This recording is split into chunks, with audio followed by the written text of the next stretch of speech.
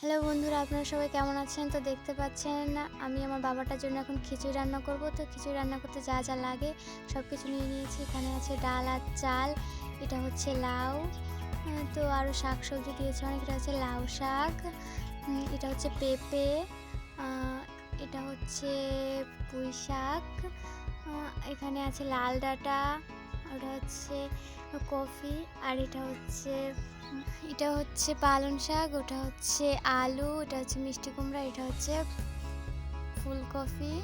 তো এখানে ডাল চাল সব কিছু মিলিয়ে এখন আমি খিচুড়ি রান্না করব। তো খিচুড়ি রান্না করতে প্রথমে হচ্ছে খিচুড়ির শাক সবজি সব একসাথে মিশিয়ে তার ভিতর তেল দিয়ে দিচ্ছি। তো তেল দেওয়া হয়ে গেছে, এখন হলুদ দিয়ে নিচ্ছি, এখন একটু জিরা দিয়ে নিচ্ছি, স্বাদটা ভালো আসবে। একটু লবণ দিয়ে দিচ্ছি পরিমাণ মতন, যতটুকু প্রয়োজন। এখন দিয়ে দিচ্ছি মরিচ, যেহেতু ছোটো বাবু খাবে, একটা মরিচ। এখানে তেজপাতা দিয়ে দিচ্ছি। এখন এগুলো ভালো করে মিশিয়ে নেব যাতে স্বাদটা ভালো আসে, আর মাখিয়ে নিলে সব কিছু এমনি সুন্দর হয়।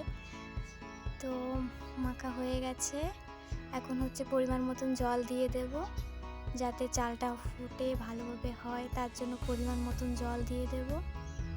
আর যেহেতু এটা বাবু খাবে তো একটু জল থাকলে ভালো হয়, তাই একটু বেশি করে জল দিয়ে দিয়েছি। এখন এটা ঢাকা দিয়ে দেব। তো ঢাকা দেওয়ার পর এটা হয়ে গেছে, এখন হয়নি পুরোপুরি, এখন একটু নাড়াচাড়া দিয়ে নেব কতটুকু হয়েছে সেটা দেখার জন্য। তো এখনো হয়নি, আর একটু হবে। এই তো প্রায় হয়ে এসছে, আর কিছুক্ষণের মধ্যেই হয়ে যাবে। আবার ঢাকা দিয়ে দিচ্ছি।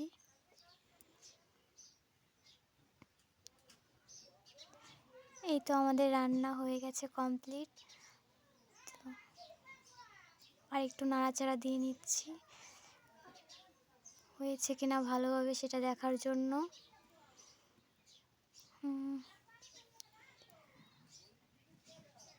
দেখছেন হয়ে এসেছে। তো এখন আমি আমার বাবাটাকে খাওয়াবো এটা।